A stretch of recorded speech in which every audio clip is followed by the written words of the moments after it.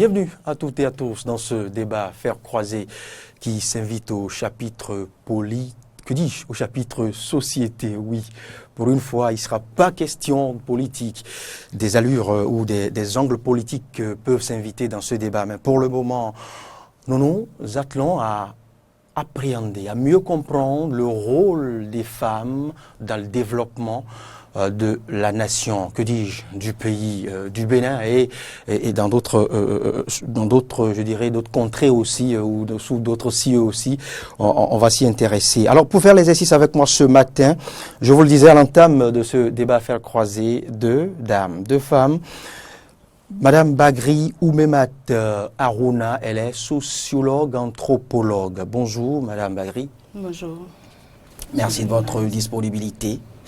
En face de vous, Madame Loretta Kodo, femme politique, membre de l'UDBN. Bonjour, Madame Kodo. Bonjour, monsieur le journaliste. Alors, l'histoire nous a enseigné leur bravoure, leur rôle aux côtés des rois de Dahomey, par exemple lors des conquêtes des terres, pour freiner l'assaut des royaumes ennemis. Que dis-je? Les Amazones du Dahomey, à l'instar des Amazones du Dahomey, ce fut le cas aussi dans l'ancienne Asie, pour ne pas dire dans l'Asie mineure. Alors, de nos jours, les femmes semblent occuper le second rôle, semblent ne plus occuper la place qui est la leur. Mais pourquoi? Qu'est-ce qui explique ce second rôle? Qu'est-ce qui explique la petite promotion des femmes que nous constatons dans nos sociétés, tant publiques que privées? Pourquoi se revendiquent-elles l'égal de l'homme? Sont cela les questions que nous aurons à décortiquer, que nous aurons à poser à nos deux invités, à savoir Madame Bagri Oumemat et Madame Kodo. Je démarre par vous, la sociologue, anthropologue, Madame Bagri, la femme de nos jours.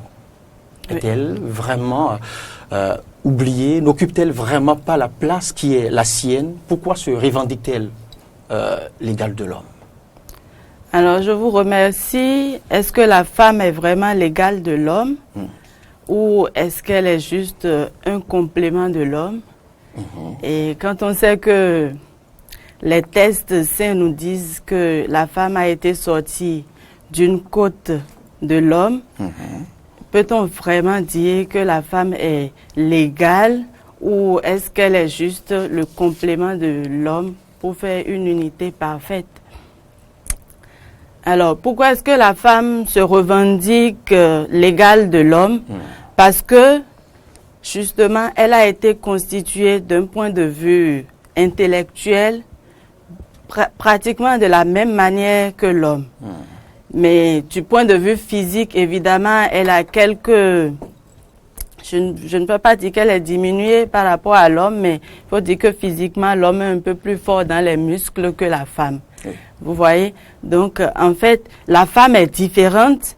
Elle n'est pas forcément l'égale de l'homme, mais elle doit être à ses côtés pour faire le développement. Différence physique et morphologique. Voilà, différence physique et morphologique, certes, mais une complémentarité pour faire le développement.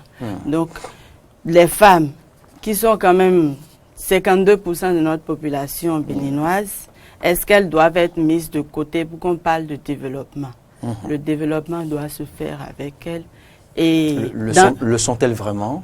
On aura le temps de le démontrer. Justement. Oui, parce que les femmes, elles ont leur rôle, elles jouent leur rôle, même si à certains moments et à certains endroits, on ne leur reconnaît pas exactement leur valeur, leur place. Voilà. Madame Kodo, Oui. pourquoi pensez-vous qu'on ne vous reconnaît pas votre place? Merci, monsieur le journaliste.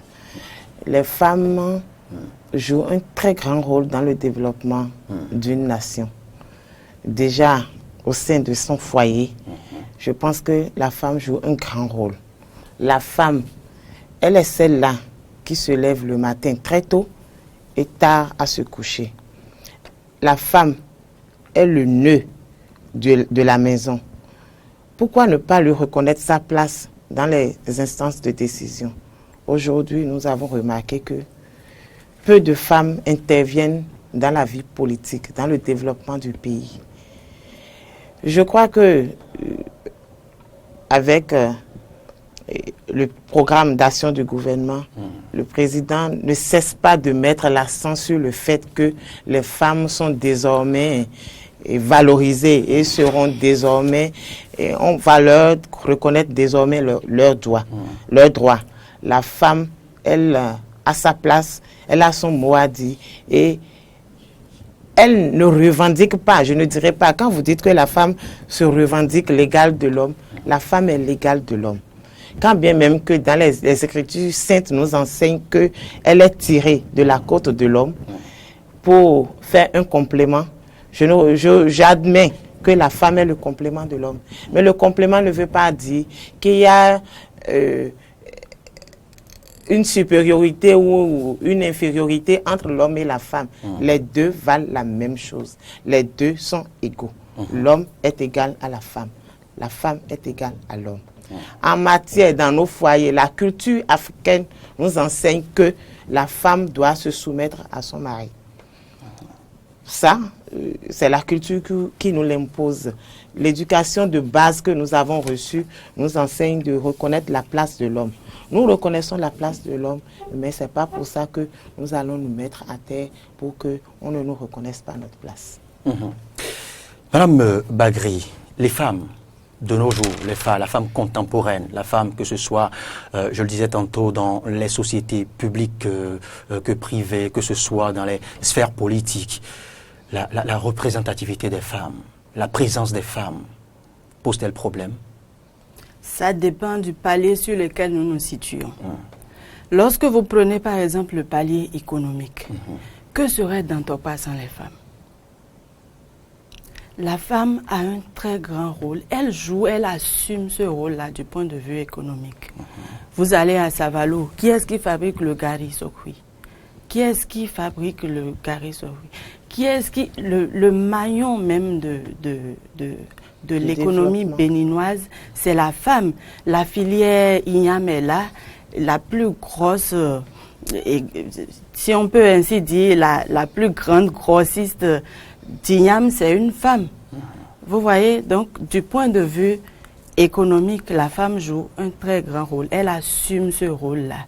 Donc, et quand on prend du point de vue, par exemple, social, vous voyez, c'est vrai que la femme, jusqu'à un certain passé, un passé récent, a été celle qui a été le moins alphabétisée, parce qu'on suppose que la femme, elle a sa place à la maison. La petite fille doit aider sa mère à la maison, à faire les travaux domestiques. Celle-là doit l'amener justement à assumer son rôle de mère plus tard, son rôle d'épouse et tout ça.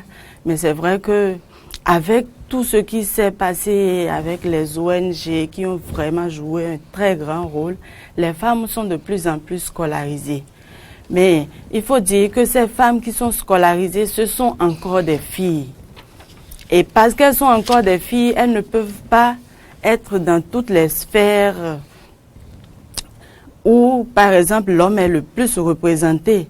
Donc, il faut un temps pour qu'on en arrive jusqu'au niveau des hommes. Mais actuellement, à l'heure, en tout cas, où nous parlons, les femmes sont plus scolarisées que les hommes. Quand vous allez dans les écoles, vous verrez, il y a 25 filles, mais il y a 22 garçons. Donc, c'est comme ça. Dans les classes, il y a beaucoup plus de filles maintenant que de garçons. Même dans les contrées les plus reculées, il y a plus de femmes. Pendant tout mon cursus, moi j'ai constaté le contraire. Oui, les choses évoluent. Vous êtes déjà à un certain niveau. On comptait à peine 4 ou 5 femmes. Voilà. Et à Cotonou, vous avez plus de 100% de scolarisation. Ça veut dire qu'il y a quelque chose qui est en train d'être fait. Sur le plan social, toujours, vous savez, la santé, pour le moment, c'est toujours un problème au niveau des femmes. On n'a pas assez de moyens pour assumer les frais d'hôpitaux et tout ça. Il y a la gratuité de la césarienne, mais ça ne prend pas encore. Jusqu'à présent, il y a des problèmes. Donc, vous voyez, quand la femme n'est pas suffisamment en bonne santé, est-ce qu'elle peut vraiment participer au développement du pays? Donc, il faut vraiment mettre un accent là-dessus. Et il en va de même pour le plan politique. Vous savez que le Bénin, dans la sous-région ou en Afrique noire, c'est un peu comme parmi les parents pauvres en matière de représentativité des femmes. À l'Assemblée nationale, il y en a juste 7%, alors qu'au Rwanda, c'est jusqu'à 63%. Effectivement, les causes sont sociales. Si vous voulez, on peut y revenir. On va y revenir. Voilà. On va y revenir. Donc, les femmes, ça dépend. On ne peut pas dire qu'elles sont en minorité partout dans le développement. Il y a des secteurs où elles sont vraiment très actives, alors qu'il y a des secteurs où il y a encore du travail à faire. Voilà. Madame Loretta Kodo, oui, l'état des lieux. Poursuivons l'état des lieux de la participation, la présence, la représentativité des dames aux différents niveaux, sur les différents paliers. Nous étions partis avec la sociologue tout à l'heure des marchés. Des marchés. Et cela tombe bien sous le sens que les marchés sont à forte dominante féminine. Féminine. Oui. Pourquoi ce n'est pas le cas ailleurs? Ce n'est pas le cas dans l'administration, quand on prend les ministères, quand on prend les structures privées comme publiques. Déjà, je pourrais dire que à comparer le marché au ministère, ce serait pas. Moi, je ne vois pas la chose je ne conçois pas de la même manière, parce que il faut plus un niveau un peu plus intellectuel pour aller au niveau des ministères, alors que le Bénin n'a pas un taux de scolarisation assez élevé. Donc, pour que les femmes accèdent déjà au ministère ou au milieu professionnel, il faut que les femmes même s'investissent dans leur éducation, Le milieu, comment dirais-je, au niveau du marché, le marché n'a pas besoin d'un minimum de requis pour avoir accès. Mais contrairement au niveau professionnel, il faut un minimum. Et beaucoup de femmes ne sont pas scolarisées. Mais depuis peu, j'ai constaté qu'il y a un effort du gouvernement qui est en train d'être fait depuis les gouvernements antérieurs pour la scolarisation des filles. Il y a eu des filles à l'école. Bon, il y a eu plusieurs programmes pour pouvoir sensibiliser les filles dans ce domaine. Je crois que le travail est en train d'être fait. Il y a beaucoup de choses qui restent encore à faire, mais le niveau de la femme, il y a 20 ans, aujourd'hui, c'est pas pareil. La femme, il y a eu un peu d'évolution. J'ai remarqué un peu d'évolution par rapport aux années antérieures.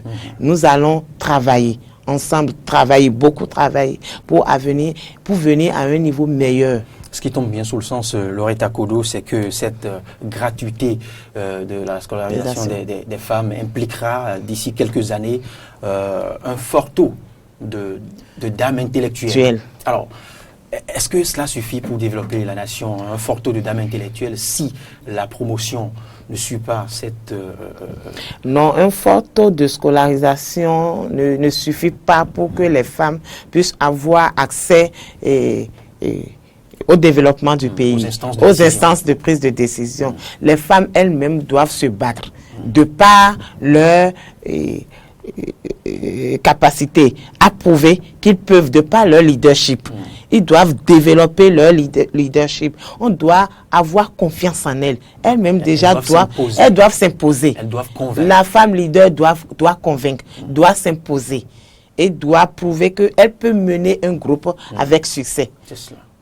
Alors, Madame Bagri, le fort taux de scolarisation, la gratuité de l'éducation pour les dames, oui. Et je l'ai dit, ce qui impliquera, vous ne direz pas le contraire, d'ici quelques années, un bon taux de jeunes dames intellectuelles, oui. Mais après? Après, il faudra voir le fonctionnement réel de nos sociétés. Comment ça se passe? Nous sommes dans une société, entre griffes, un peu machiste. C'est vrai que la femme, elle a un très grand rôle à jouer. Elle joue même un rôle parfois supérieur à celui de l'homme. Mais on est parfois amené à laisser ces femmes-là... Au second plan? Au second plan? Non, pas au second plan. Mais un peu... Elle est sous-estimée. Non, pas sous-estimée, mais un peu derrière le rideau, voilà. La femme est un peu derrière le rideau. Elle travaille, mais en sourdine. lorsque, par exemple, vous demandez à un homme, prenez telle décision dans tel domaine, et qu'il vous dit, laissez-moi le temps de réfléchir, demain je vous reviens. Demain, c'est pourquoi? C'est pour aller consulter madame à la maison. Madame, qu'est-ce que tu penses de ceci? Mais c'est la meilleure des réponses, c'est la meilleure des références. C'est la femme, en fait, qui est l'inspiration de l'homme. Et je rentre un peu dans la cosmogonie fond. C'est vrai que je ne suis pas fond, mais est-ce que vous connaissez, par exemple, la dualité Legba et Minona? Pas très exactement. Alors, le Legba, il est devant le village, Oui. ou il est devant la maison. Oui. C'est lui qui vous accueille. C'est lui qui est censé vous accueillir, vous protéger à l'entrée du village et pendant que vous y êtes et jusqu'à ce que vous sortiez. Mais ce qu'on ne nous dit pas, c'est qu'il y a exactement l'équivalent dans la maison qui est plus puissant et qu'on appelle le Minona. Et ça, c'est des enseignements que j'ai eu du professeur Aguessi, à qui je rends hommage aujourd'hui. Et voilà, donc c'est pour vous dire que la femme, elle est vraiment très importante. Et pour le moment, on a tendance à la mettre derrière le rideau. Qu'est-ce qu'il faut faire? Bon, je ne veux pas parler des solutions, mais il faut quand même que nous comprenions que pour que les femmes sortent de derrière le rideau, il faut que les hommes participent. Et pour que les hommes participent, il faut bien... Bon, je ne viens pas aux solutions jusqu'à présent, mais il faut comprendre que la société béninoise, et je prends l'exemple de la société méridionale, la société fond, la société B, pour vous dire que voilà, c'est comme ça qu'elle fonctionne. Et pour que effectivement la femme sorte du rideau, il faut que l'homme participe. Et il faut, vous voyez, au niveau politique par exemple, vous voulez prendre de grandes décisions dans un parti politique et vous les prenez à 2 heures du matin. Une femme, comme l'a dit madame tout à l'heure, c'est la clé de la maison, c'est elle qui est le pilier de la famille. Vous voulez qu'une femme qui est le pilier de la famille soit dehors à 2 heures du matin. On attend que la femme parte à 21h, à 22h et on prend les grandes décisions. Que voulez-vous? Donc, que nous soyons là juste pour orner la scène. Non, il faut que nous puissions effectivement prendre la mesure des choses et effectivement, comme je le dis, participer au développement.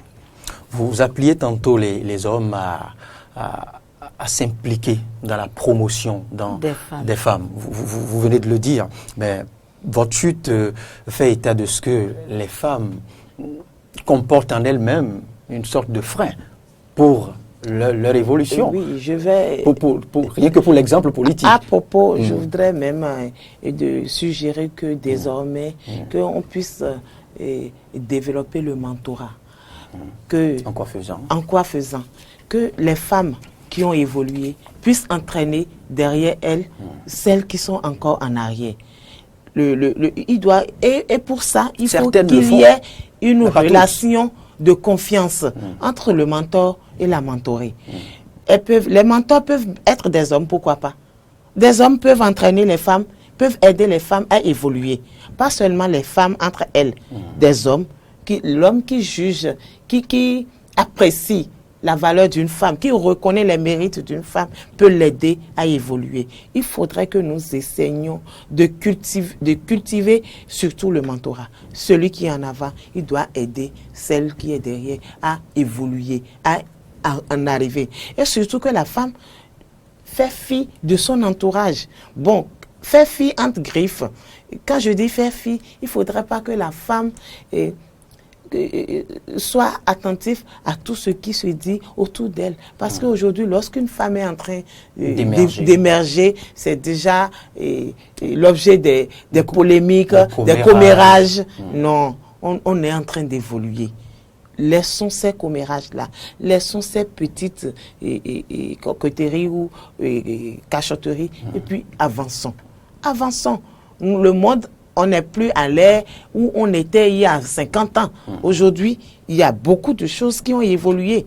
Et je crois que si nous voulons, la femme qui représente plus de 50% de la population, si nous les femmes, déjà entre nous-mêmes, nous nous levons ensemble, pas comme un seul homme, mais comme une seule femme, je crois que nous pouvons faire mieux que les hommes. Oui, mais ce qui est difficile à comprendre, c'est que nous formons un ensemble à plus de 52% de dames. Et il est difficile, pour ne pas dire presque impossible, aux femmes d'émerger dans cette nation. Oui. C'est un point capital, difficile à comprendre. Madame Bagri. Il n'est pas si difficile à comprendre, dans la mesure où toutes les candidatures de femmes devront passer comme une lettre à la poste, normalement au Bénin. effectivement, En principe. effectivement, toutes les candidatures de femmes devaient passer comme une lettre à la poste. Je vous fais une Comme confidence. toutes autres volontés de femmes. Il m'est arrivé déjà de voter 2 fois pour Madame Marie-Élise Bédot, une femme que j'admire, parce qu'elle se bat et elle fait la promotion de la femme. C'est cette dame-là, quand vous êtes en détresse et que vous allez la voir, elle est capable de vous aider du point de vue juridique et d'un certain nombre de points de vue.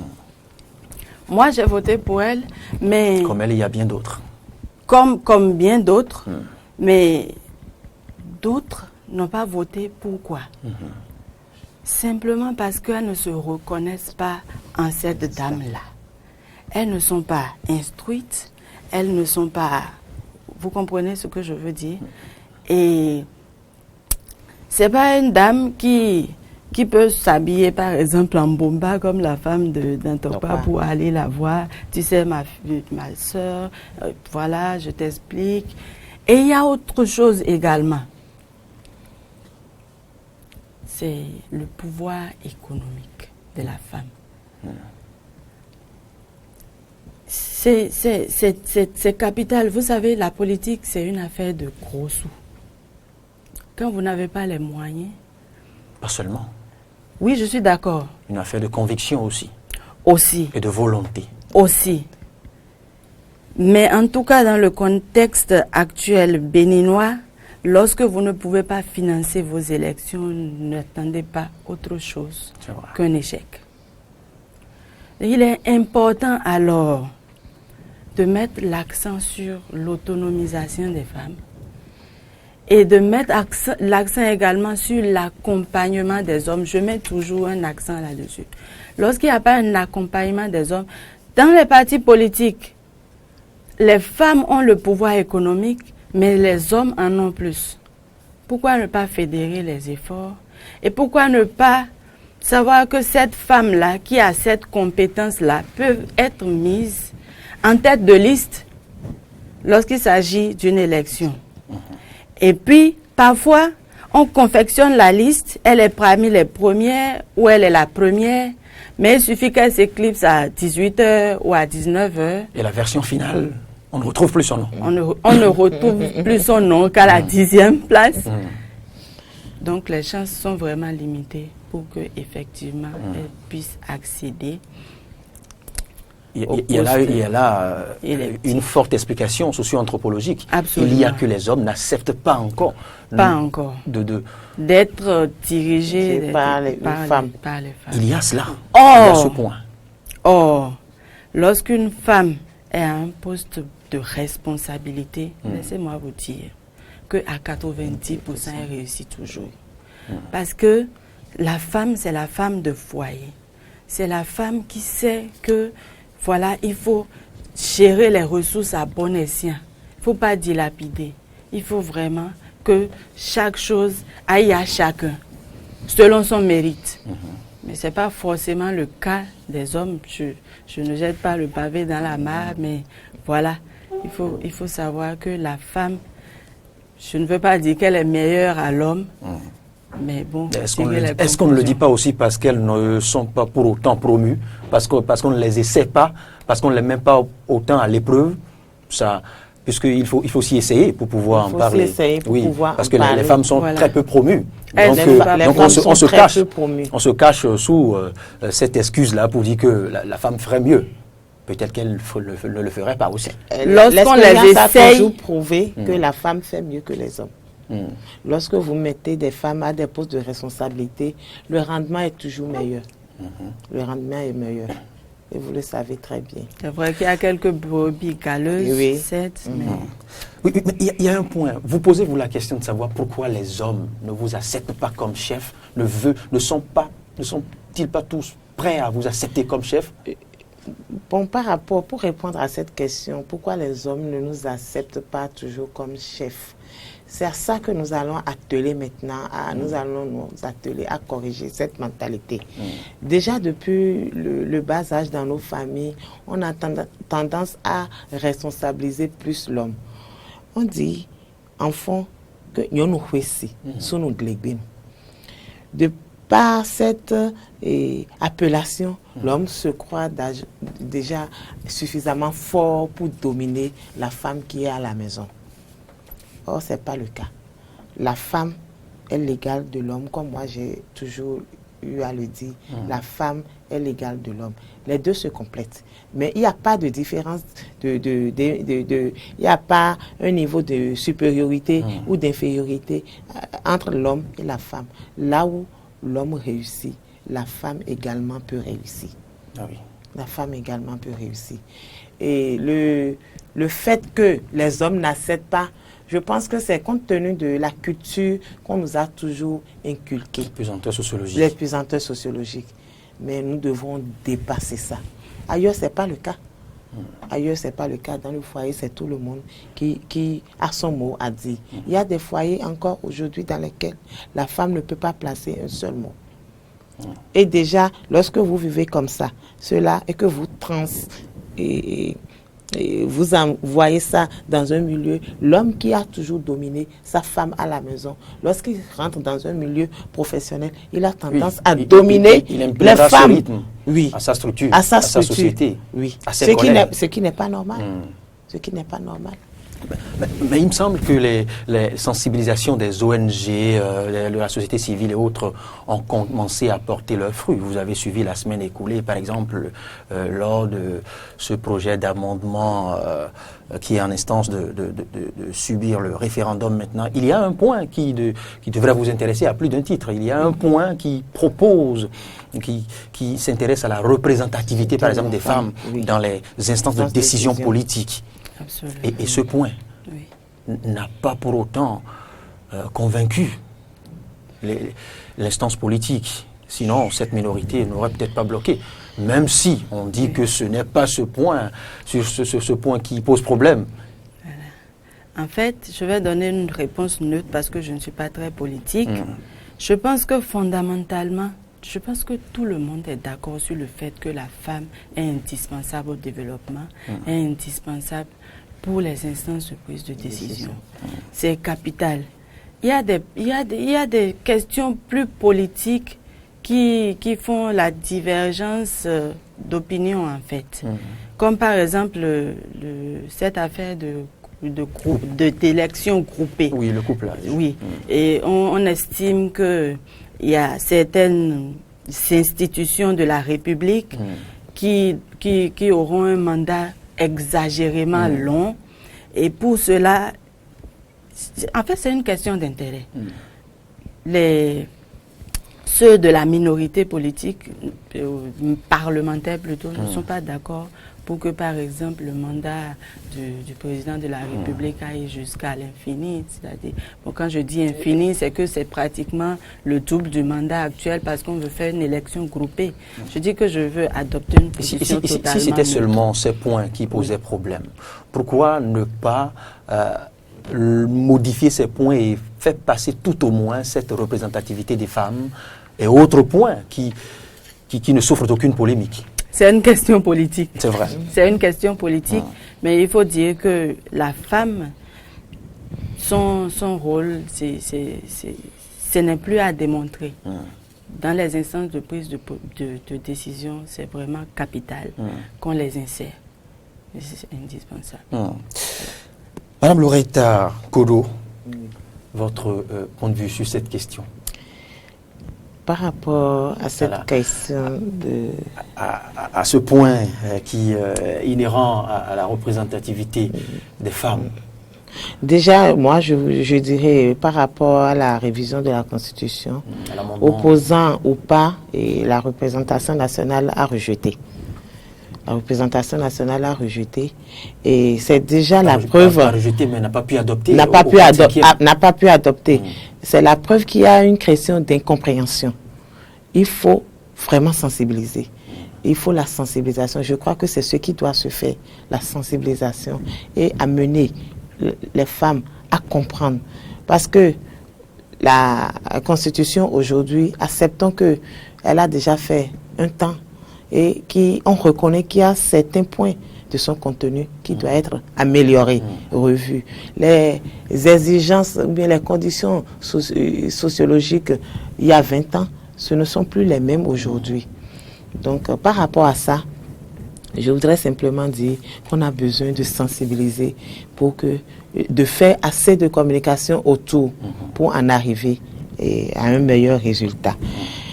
Et au second point, je voudrais aussi demander à ce que déjà les organisations de femmes depuis peu ont initié des programmes pour corriger le taux de représentativité des femmes au sein des...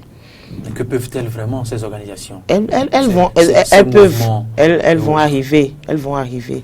Tout ce qui a... Le début de toute chose est difficile. Le début de toute chose est difficile. Ne soyons pas pessimistes. Moi, j'ai la conviction qu'un jour, les femmes vont prendre le devant dans ce pays. Et même avant de se doter, j'allais dire, de ce cadre législatif pour promouvoir, pour imposer à chaque instance politique, je dirais, une sorte de quota. Alors, est-ce que chaque parti, est-ce au sein déjà de chaque parti ou au sein de chaque mouvement politique, les responsables ne sont pas aussi conscients de l'importance de tout ce que vous venez de développer ici, de toute la place de choix qu'occupe la femme dans la société? Si vous permettez, Madame Oumemat, déjà au sein de l'UDPN, Madame Claudine Prudencio, elle a c'est une préoccupation pour elle, la représentativité de la femme, l'émergence de la femme. La femme doit émerger. La femme, cette question est à cœur. Elle le prend à cœur. Donc, elle ne fait que, comment dirais-je, s'investir pour que les femmes arrivent. Mais elle ne pourra le faire seule. Elle pourra le faire seule. Oui. C'est pourquoi nous sommes là pour l'accompagner. C'est pourquoi je me pose la question. J'ouvre la question aux autres décideurs, aux autres promoteurs, aux autres responsables politiques. Vous le dites bien, elle le fait. Elle ne le fera pas pour tout le Bénin. Elle ne le fera pas pour tous les autres mouvements politiques. Elle ne le fera pas pour tous les autres partis. Autant que faire se peut, nous allons essayer de l'assister. Nous allons l'assister, nous allons l'accompagner dans ce travail si difficile et avec la conviction que nous allons arriver. N'est-ce pas? Moi, j'en ai la conviction. Vous allez y arriver. Pourquoi ne pas impacter? Pourquoi ne pas influencer? Pourquoi ne pas convaincre? Pourquoi ne pas faire copier? Vous faites tricher. Non, mais on a commencé. Oui. On a commencé. Ça va arriver. Ça va arriver. Et pourquoi ne pas impacter? Nous sommes là pour impacter. La preuve aujourd'hui que nous parlons, lorsque, il y a 10 ans, moi, en tant que femme, je ne pouvais pas avoir le courage de parler. Ah oui. Mais je ne pouvais pas. Je ne pouvais pas. C'est la preuve déjà que beaucoup de choses s'est amélioré en moi. Beaucoup de choses s'est amélioré en moi. Donc, je sais aussi que beaucoup de choses s'améliorent encore et derrière moi. Dans les coulisses. Et bientôt, vous allez voir. On ne va pas tout dévoiler ici. Oui. Mais on va briser quelques indiscrétions tout à l'heure. Madame Oumemat Bagri. Oui. D'abord, je voudrais souligner que Madame Claudine Prudencio, c'est une femme. Et en tant que telle, elle a le devoir de promouvoir les femmes. Il est vrai que ce n'est pas forcément évident que la femme promeuve la femme. Ah oui. Oui. Mais chapeau alors à elle. Je voulais aussi revenir sur les piliers ou les paliers de notre société où la femme est beaucoup plus actives, comme le palier économique, mais aussi le palier social.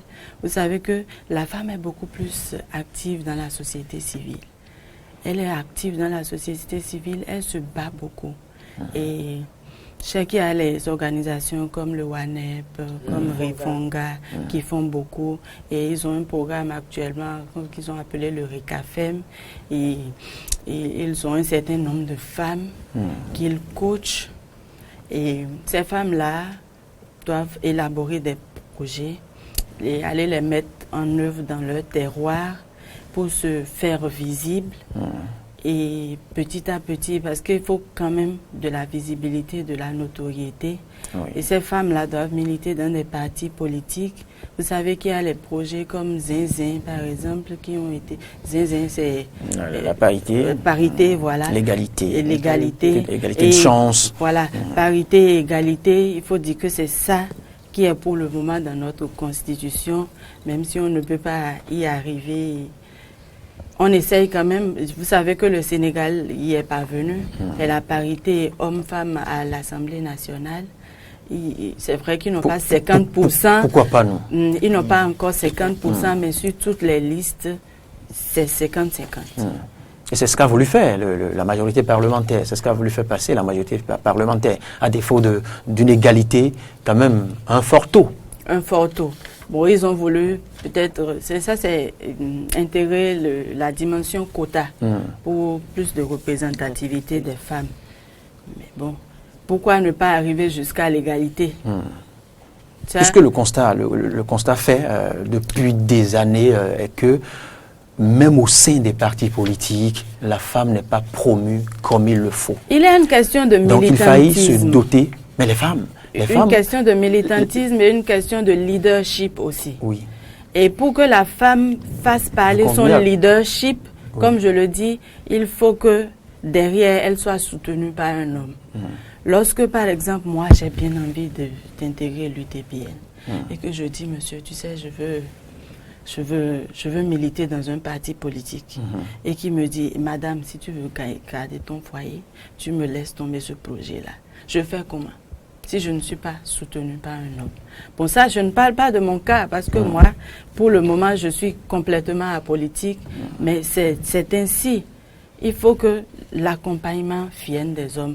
Lorsqu'une femme, par exemple, est violentée physiquement, psychologiquement, elle n'a peut-être pas envie de parler de tout ça à politique, non. Comment faire juste pour régler le quotidien, c'est ça. Donc il faut vraiment une question de militantisme, de leadership au niveau des femmes.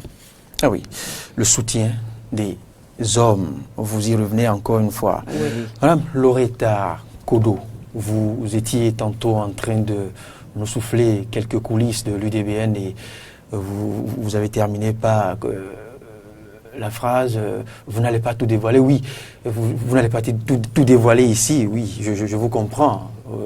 Votre obligation de réserve, mais je dis, vous, puisque vous reconnaissez qu'en votre sein, la femme est bien représentée, est bien promue, que conseiller aux autres cercles, aux autres creusets, aux autres partis politiques? Aux autres partis politiques, je conseillerais de faire comme le fait la présidente Claudine Prudentiaux au sein de son parti. Elle se bat pour que les femmes soient représentées. Elle se bat pour que les femmes soient au premier plan. Et la femme, reconnaissez-lui sa valeur, reconnaissez-lui sa place. Il n'y a pas que les hommes pour le développement d'une nation. La femme joue un rôle très important. Au sein des partis politiques déjà, je suggère aux hommes politiques de mettre les femmes en tête de liste pour voir comment pour voir le succès auquel ils vont parvenir. Et si je me permets de remonter à 10 ans, au régime précédent, je ne vous apprends pas combien de dames bien habillées allaient accueillir les autorités étrangères que le Bénin se devrait d'accueillir. Je ne vous rappelle pas non plus quelle est l'avalanche de je vous adore, je vous aime que vous déclenchiez lors des grandes manifestations? Non, les femmes ne vont pas tout seulement accueillir. Au-delà de l'accueil, il y a beaucoup de choses qui devront désormais être réservées à la femme. C'est vous dire quelle est l'importance, l'unanimité que fait l'importance de la femme, de la femme dans les, au grand rendez-vous, dans les coulisses politiques.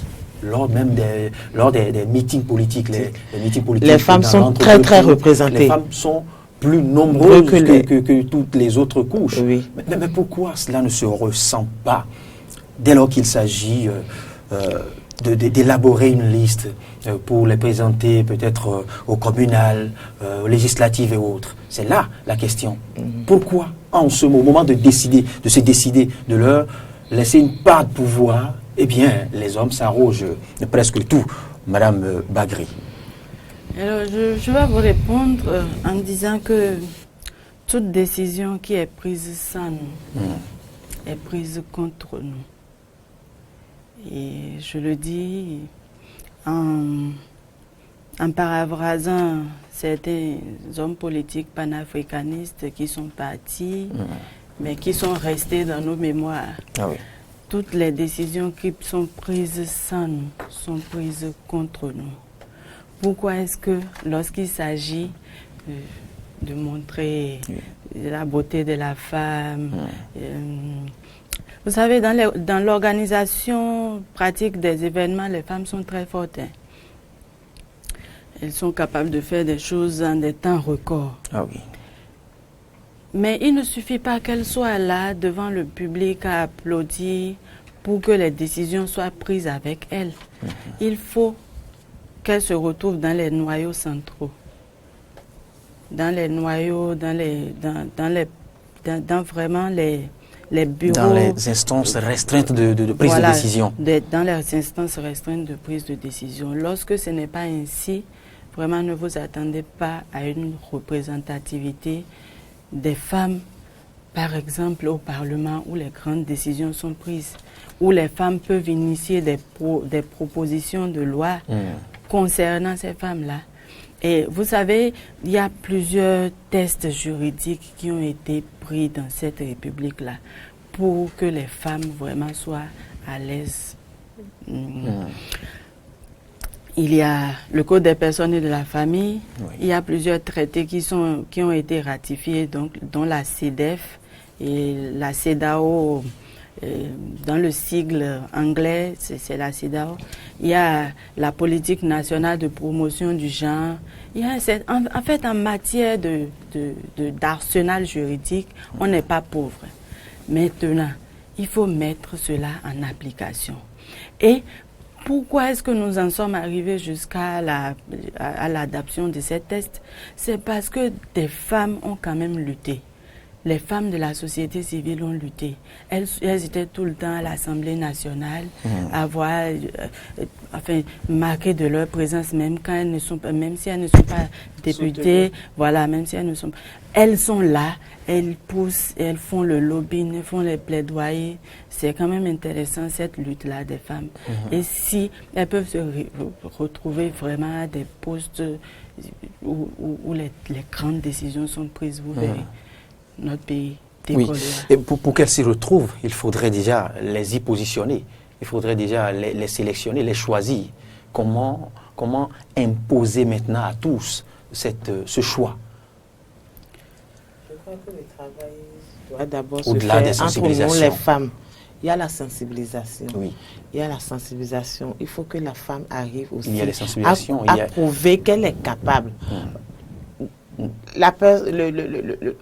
On aura beau vous mettre devant, vous mettre en tête de liste. Et si vous ne prouvez pas votre capacité à assumer cette responsabilité, on va, en un peu de temps, on va encore vous enlever. Donc moi, je dirais surtout, je mettrai l'accent sur le fait que la femme même doit avoir confiance en elle. Elle doit se sentir capable d'assumer le rôle de l'homme. Ce qui tombe bien sous le sens aujourd'hui, c'est qu'il y a assez de femmes. Il y a assez de femmes leaders. Si, j'ai cru que le Rwanda est le seul pays au monde où la représentativité féminine au sein du Parlement est le plus élevée. Si les femmes en sont arrivées à ce niveau, c'est qu'elles ont travaillé. Elles ne sont pas restées dans les coulisses, les bras croisés. Pourquoi nous aussi, nous ne pouvons pas travailler comme ces femmes-là? Comme certaines travaillent ici aussi et donnent de la voix. Oui. Vous ne direz pas le contraire. Non, je ne vous dirai pas le contraire. Maintenant, il faillit trouver des voies et moyens pour corriger cette hérésie de cette femme sur 83 parlementaires, à peine moins d'une dizaine dans un gouvernement. Et même, quand des présidents par le passé se sont proposés à en nommer plus, n'ont pas pu le faire, où est-ce que le bas blesse? Il faudrait corriger, c'est ce que j'appelais hérésie. Il faudrait promouvoir la femme, donner plus de chance à la femme, à tous les niveaux, sur tout le palier, dans tous les domaines. Puisqu'il y a, avant on disait par le passé qu'il n'y a pas assez de dames, que pour tel profil, on n'en trouve pas. Aujourd'hui, on ne peut plus raisonner de cette manière. Il y a tous les profils de dames, de femmes leaders, de femmes capables de réagir, de diriger, de porter des décisions. Donc, il revient aux instances, enfin aux autorités d'enclencher, d'avoir la volonté de promouvoir la dame. C'est cela, et c'est ce sur quoi il faut mettre l'accent maintenant. C'est ce qu'ont compris déjà les députés de la majorité parlementaire quand ils ont inscrit ce point de la représentativité de la femme au Parlement, et pas seulement au Parlement, à tous les niveaux de prise de décision. Et ça, il faudra le faire, à défaut de l'imposer à chaque chef de parti, puisque on sait ce que c'est que les partis aussi. Les partis fonctionnent un peu comme des entreprises familiales, où on promeut son fils, où on promeut son gars le plus sûr, son gars le plus proche. Il faudrait étendre maintenant la promotion au sein des partis, la promotion au sein des structures, des entreprises et autres, aux femmes, à toutes les femmes capables, et non aux femmes, à toutes les femmes capables. Oui, à toutes les femmes capables, et non aux femmes qui lèchent les bottes, et non aux femmes que je me garde de qualifier. Madame Bagri. Merci. Vous avez tout dit. C'est que la femme, il faut qu'elle prenne conscience qu'elle a un potentiel, qu'elle a des potentialités, qu'elle peut militer dans les partis politiques et qu'elle peut arriver aussi à convaincre son homme de la nécessité de vraiment militer dans un parti politique, d'être leader de plusieurs hommes, d'être leader de plusieurs femmes. Et au-delà de cette prise de conscience de la femme, comme je le dis, c'est une question de mentalité sur laquelle il faut travailler. Et vous savez bien que les changements sociaux, ce n'est pas des changements qui se font comme ça à la va-vite. C'est très lent. Il faut un travail vraiment de longue haleine et arriver à prouver effectivement à la gente féminine, à la gente masculine, voilà, que nous sommes vraiment capables. Et puisque vous y êtes, parlons en même temps. Il faudrait aussi travailler de manière à affaiblir cette pesanteur sociologique qui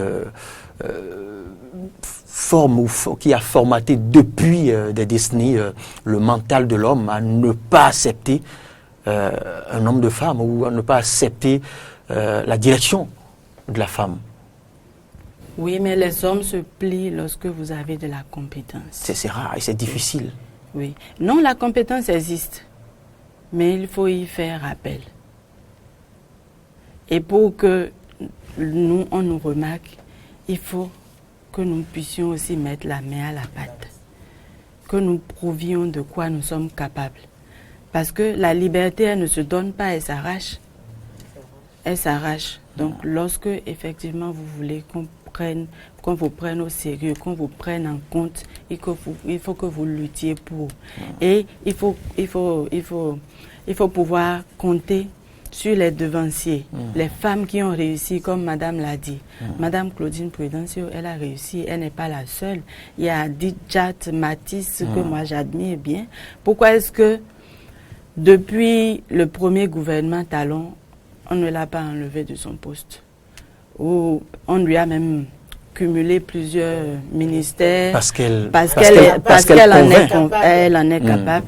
Il y a la ministre de l'économie numérique qui tranquillement est toute jeune. Moi, je l'admire parce qu'elle fait bien son travail. Son bonhomme de chemin. Voilà.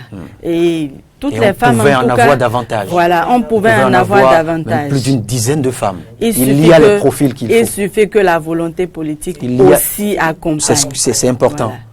C'est important parce que ce ne sont pas les profils qui manquent. Non, il y a des profils de dames.